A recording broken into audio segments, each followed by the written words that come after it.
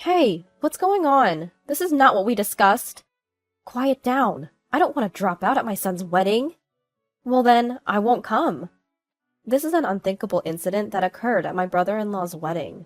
My name is Caroline. I'm a 30-year-old working housewife. I married my husband Stephen 5 years ago. We're thinking it would be nice to have children at some point, but for now, we've decided to concentrate on our careers.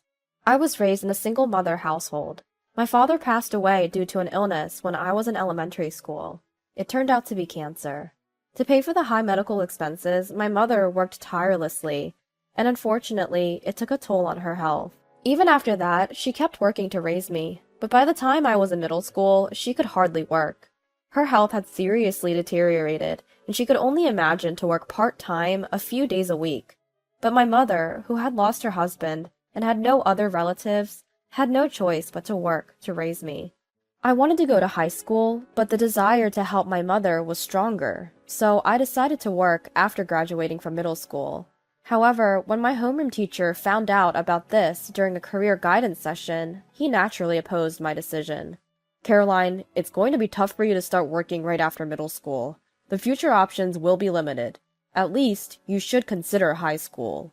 But I want to start working as soon as possible to ease the burden on my mom. Caroline, there are scholarships available now, and you can go to night school or take correspondence courses while working during the day. There are many options, so think it over. I'll return this career guidance form to you, so please write at least 2 other career options besides getting a job, and hand it in within the week. I reluctantly took the form returned by my homeroom teacher and decided to research on the internet using my mother's cell phone when I got home. When I started typing in the search window, I saw search stories that my mother had probably looked up. High school scholarships, financial assistance for non-taxable households, high school welfare benefits. I was curious, so I decided to search for them. Then I found out that there are indeed scholarships and various other systems available, just as the teacher had said. And for households on welfare, it seems that money needed for school supplies and tuition fees are also provided. I might be able to go to high school without burdening my mom. I was not entirely uninterested in further studies to begin with, so I began to hope a little. I decided to compare each system and opened the search history. And below the pages I had searched, there was something incredible. There were histories of question and answer sites and city websites my mother had searched for. Search history showed signs of keyword searches for welfare application, conditions to receive welfare, what to do when denied welfare, and not allowed to apply for welfare. These search histories seemed like cries from my mother's heart to me. Perhaps my mother had researched for my sake, learned about welfare, but was turned down at the counter and couldn't receive an application. Seeing this, I just couldn't think or research about going to high school anymore. And then the weekend came. When my homeroom teacher asked me, "Have you thought about your career path?" I replied that I simply couldn't consider going to high school. As expected, my teacher looked dissatisfied. Though no further guidance came during that moment, my mother received a call from the school in the evening. After hearing the situation from my teacher, she confronted me. "Why are you thinking about getting a job? If it's about money, I'll figure something out. Please, just go to high school." I responded, "But Mom, you know you've been denied welfare, right? I know going to high school costs more than a scholarship can cover." "How did you know?" "I saw it when I borrowed your cell phone. Since Dad passed away, it's been just you and me. What am I supposed to do if something happens to you? Please don't push yourself anymore. I'll work once I graduate to make up for all the hard work I've put in." Tears streamed down my mother's cheeks at my words. The person who was probably the most worried about my education and our finances was my mother herself. Sobbing, she hugged me and kept repeating, "I'm sorry. I'm so sorry." Thus, due to my strong will, I decided to work right after graduating from middle school instead of proceeding to high school. However, finding a job as a middle school graduate was very difficult, as most job postings required at least a high school or an associate's degree. Even if the job didn't require a certain level of education, an ordinary middle school graduate with no qualifications would likely be rejected during the paper screening process. Eventually, I ended up working part-time until 6 p.m. after graduating from middle school. One day, I was called in for a meeting by my boss, who proposed that I work as a full-time employee once I reached the age equivalent to a high school graduate. According to my boss, my diligent work ethic despite my young age had been noticed. There were some conditions to meet, but I gladly accepted the offer. Afterwards, I fulfilled the conditions set by my boss and was promoted to a full-time position in April of the year I turned 19. Despite many hardships, my life was sailing smoothly. It was around this time that I met my current husband, who I was introduced to as a business partner. We got closer through work meetings and began to discuss personal matters. He also lost his father in a traffic accident and was raised by a single mother, similar to my situation. We clicked instantly over our shared experiences, which eventually led to a relationship and marriage. When we went to meet his mother, she initially welcomed me, but turned hostile when she learned that I was a middle school graduate. "I can't believe you didn't even go to high school.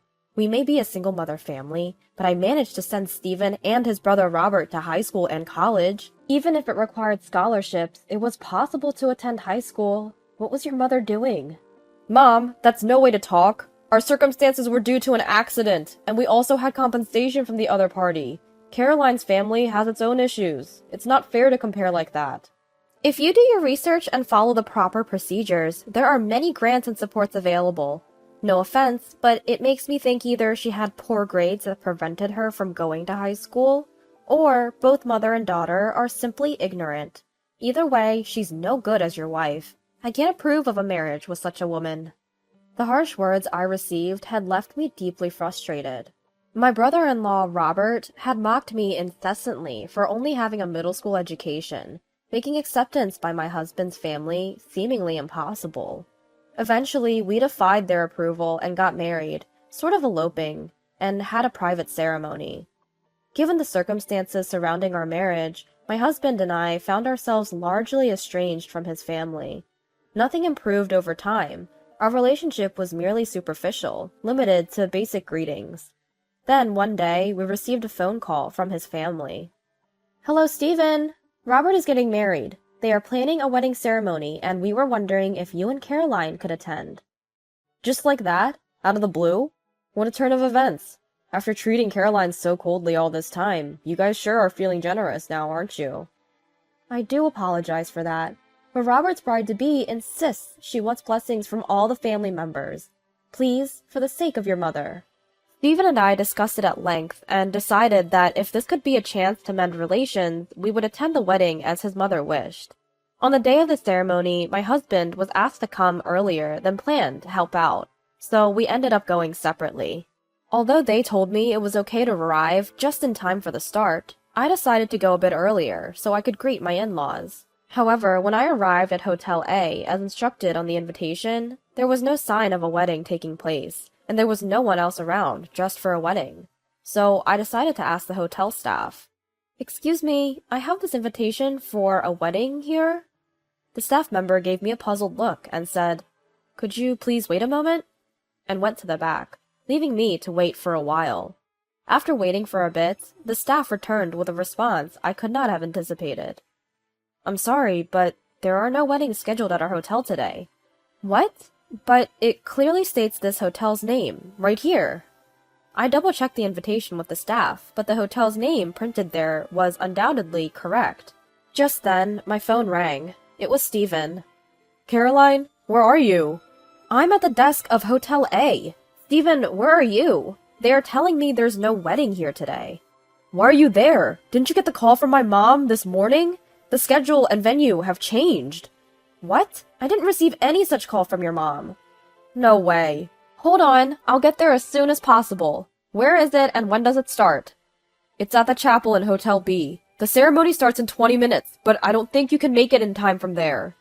The location Stephen gave me was on the opposite side from Hotel A, past our home. The turn of events led me to believe this was his mother's doing. "Stephen, can you hand the phone to your mom?"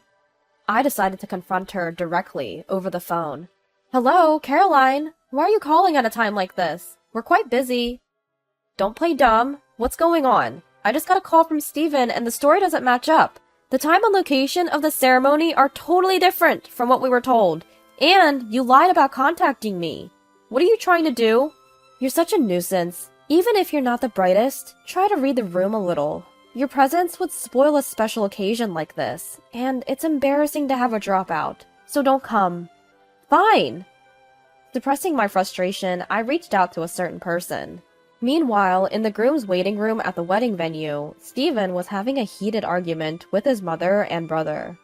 Mom, how can you say that to Caroline? And Robert, why was the content of the invitation sent to our house different from the others? Were you deceiving us from the start? Huh? What are you talking about? As long as you're here, everything will look fine. And it won't be a problem even if the dropout isn't here, right? Don't you dare! Stop belittling my wife any further! Stephen, Robert, both of you, stop it! This is right before that important ceremony.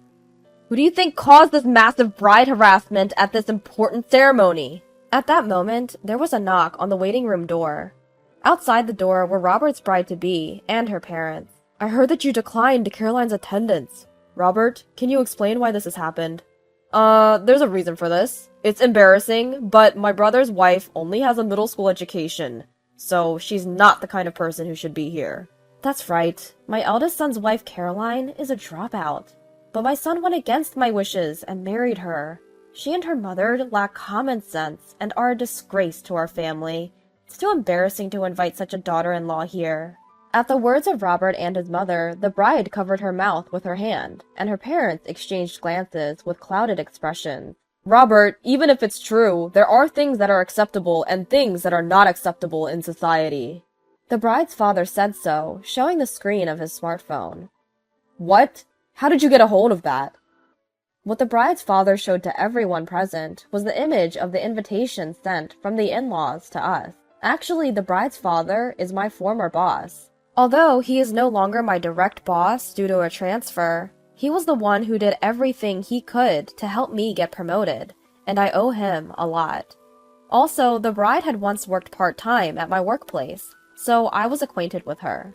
It seems that you and your son have a misunderstanding. My daughter and I know Caroline very well, and she's not the person you describe. She was a child who struggled with her family environment, but she's always been a dutiful daughter who loves her mother. She never forgets to be considerate to those below her, and she took good care of my daughter when she was working part-time for work experience. What? But... As Robert stammered, this time the bride spoke. What my father says is true. When I was in high school, I used to work part-time at his office. Being young and naive, I wasn't well liked by my coworkers. But Caroline always stood up for me. She also helped me when I was being bothered by a difficult customer, and she always took the time to explain things that I didn't understand at work. My father and I are truly grateful to Caroline, and to think that someone would treat our benefactor in such a way. At the bride's words, her mother-in-law was shaking with anxiety. She began to shout, obviously at the end of her patience. Well, education is important, isn't it? I made sure my sons were well educated, so I wouldn't be ashamed to introduce them anywhere. Even made sure they graduated from college. And in this day and age, to only have a middle school education?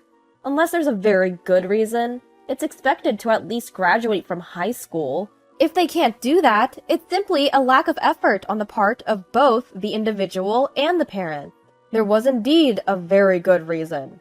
At least for Caroline and her parents. And she, having joined the workforce right after middle school, worked hard. Didn't you hear from Caroline herself?